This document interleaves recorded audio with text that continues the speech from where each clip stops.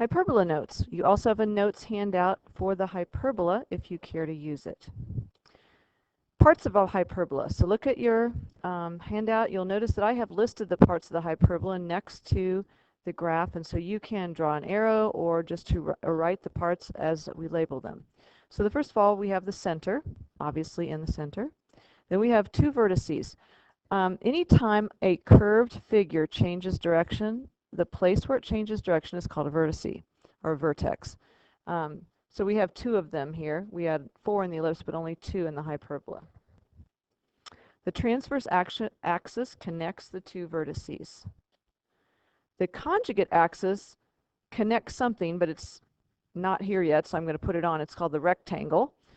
Your rectangle on your notes is bigger than the one here on the drawing. Yours goes up down to -5 and up to +5. You'll notice a faint dotted line. So if you will draw your conjugate axis all the way from -5 to +5, that connects the other two sides of the rectangle. And we'll talk more in just a minute about what the rectangle is for. Then we have the foci. Notice the foci are always inside the curve of the hyperbola. You won't ever find them in the box. You won't ever find them up on the conjugate axis. They're always in line with the transverse axis, and they're inside the curve. And this is why we have the box, because if we draw lines through the center and the corners of the box called asymptotes, they give us a framework for the shape of the hyperbola. This little dude just gets in the way all the time. I'm not sure where to stick him, but we'll just keep moving him around. Okay, the next slide. I want you, this is what we did with the ellipses as well. I want you to pick a random point somewhere on your hyperbola. If you don't have a ruler, go get one, because this is a lot more fun with a ruler. So I'm going to pick a point right here. You can pick one on either side. Then you're going to draw a line from that point to one of the foci here. There's a focus here. There's the other focus here. Use a ruler and make it accurate. Then I want you to measure each of these lengths, call one D1 and one D2. Measure the two lengths and subtract the two distances and record the difference. Now, this is a lot more fun in class because when we do it in class, we all find out something about the differences. It turns out that everybody gets the same answer no matter where you pick a point.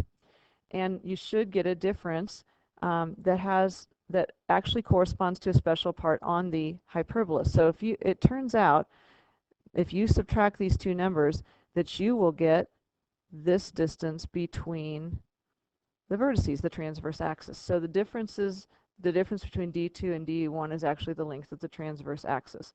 Kind of a cool result. This leads us to the definition, which we're going to see on the next page. I'm going to go ahead and erase this. I don't know why I'm going to go ahead and erase that, but I should probably not have done that because you might still have been writing it down, but you'll get it on the next page anyway. What we have here, it says the set of all points, the definition of hyperbola, the set of all points such that the difference of the distances from two given points called foci is a constant. In other words, everybody gets the same number. And D1, so if we were actually looking at some of the possibilities, so here would be some example of different points that people could measure and get these differences.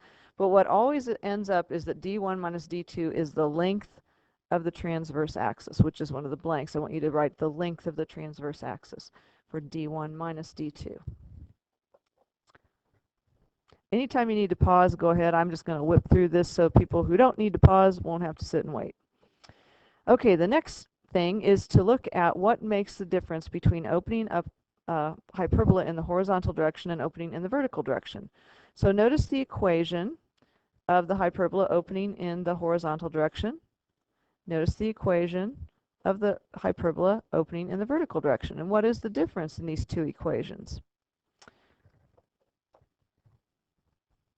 Okay, I've got to get back to my PowerPoint. Every time I move this thing, it gets me stuck. Hopefully I can get back onto the PowerPoint. Nope, I'm still stuck. There we go. Well, you'll notice that in this one, the first one, the x term is positive, and in the second one, the x term is negative. You know what, I probably could. No, I'll have to leave that up. And so what you might want to do on your notes is next to the graph is circle what's positive and just put this is the positive term. And do the same thing with your x squared on the other graph. Finding the focus. Here we go again. Let's move it again. Finding the focus in a hyperbola is very similar to finding it in the ellipse, just a little bit of a difference here. So first of all, let's figure out where A and B and C are. A is still the distance from the center to the vertex along the main axis, in this case the transverse axis. B is the distance from the center to the edge of the box on the conjugate axis. And C is still the distance to the focus. Now, how are these related? It turns out that distance C is also the distance from the center diagonally to the corner of the box. Funny little coincidence. How about that? And B, of course, would be this part of the box. So now we have a right triangle, and we have the relationship a squared plus b squared equals c squared. So to find c, it's the square root of a squared plus b squared. To help you remember, notice that in the ellipse has an addition sign only in the equation, but a subtraction sign for finding c. The hyperbola, on the other hand, has a subtraction sign in the equation, but an addition sign for finding c. So hopefully that'll help you remember which one's which. What if the hyperbola opens in the y direction? So just looking at what a, b, and c are here, a is now going to go in the vertical direction because the transverse axis is now vertical. B is now horizontal. C is still the distance to the focus, and the same relationship holds, but that's how you would label A, B, and C. So let's do a little practicing. Name the indicated parts of the hyperbola. Well, some of you might say that that's A, and others might say that's the transverse axis, or half of the transverse axis anyway. It is the transverse axis, and it would be the distance A. This would be pointing to the conjugate axis, and that particular distance would be B. A vertex, a focus, and an asymptote. Now let's do a little summarizing. Standard equations for hyperbolas centered at the origin. So I'm pounding this one into your brain. If it has an x squared that is a positive, it's going to open in the x direction.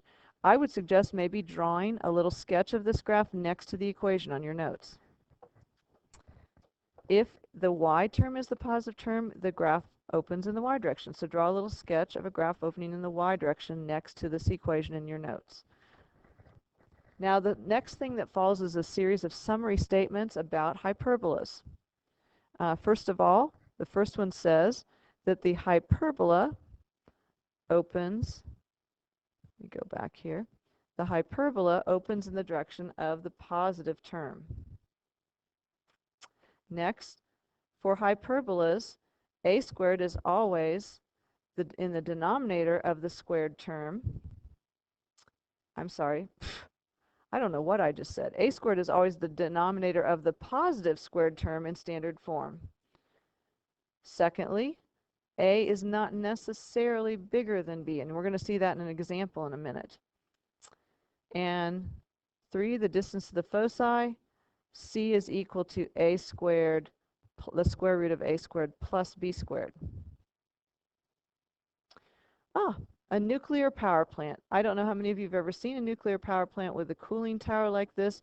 I took a picture of this in southern Indiana when we were on vacation one time, and I saw it in the distance, and I said to my husband, I need to take a picture of that for my pre-calculus class. Could you please go drive by it? So that's what we did.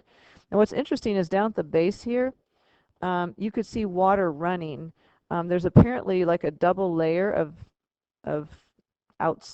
this structure, and water runs in between the layers to cool off the nuclear power thing inside. I don't really know how it all works. This turns out to be an extremely strong structure, and we'll talk more about this when we talk about rotated conics, but that's why it is used for a cooling tower for a nuclear power plant. Okay, an example problem. Graph the equation including asymptotes and foci. So let's take a look here. Which direction is it going to open? Well, the x term is the positive term, so we know it's going to open in the x direction. So underneath x, we see 1. So a is going to be plus or minus the square root of 1, which is plus or minus 1. So that means we're going to go 1 from the center, either direction, to start building our hyperbola. Then b is equal to plus or minus the square root of 15. And you're saying, Mrs. Taylor, that's not a nice number. But it's not that bad. We can work with it. So that's going to be plus or minus about 3.9, because it's really close to 4, because square root of 16 is 4. So we can say 3.9. And we'll just go up almost 4 in the y direction, in both directions from the origin. So there's our 3.9. Now, if this were an ellipse, we would just draw an ellipse with those 4 points, but it's a hyperbola. So when we draw a hyperbola, those 4 points show us where our box is. So we have a box denoted by dotted lines. It doesn't have very nice corners, as you can see, going all the way across. Here's our box. Now, we're going to need our asymptotes, because we can't draw the hyperbola without the asymptotes. Since this is a long, skinny box, I'm going to start from the center and then just aim towards the corner of the box to try to keep my lines as straight as possible. And down to the other 2 corners.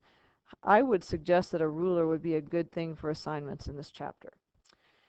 Now, just based on the box, I could draw a hyperbola going inside the skinny part of these cross lines, and it would be facing the y direction, but I know from the fact that my x squared term is positive that it goes in the x direction. So let me show you how to correctly draw a hyperbola. You put a point in the box, the center of the box on that side is your vertex. Then you're just going to draw it so that the hyperbola just goes right alongside the asymptotes. So basically, like this. It does not do this. That's bad. You don't want to make it do that. I'm going to erase that. It goes along the asymptotes. As a matter of fact, the asymptotes are lines, and so as the hyperbola moves away from the center, it looks more and more like a pair of cross lines. So it's very straight. I believe that is my last example. I will do one more slide just to make sure. Indeed it is, and we are done.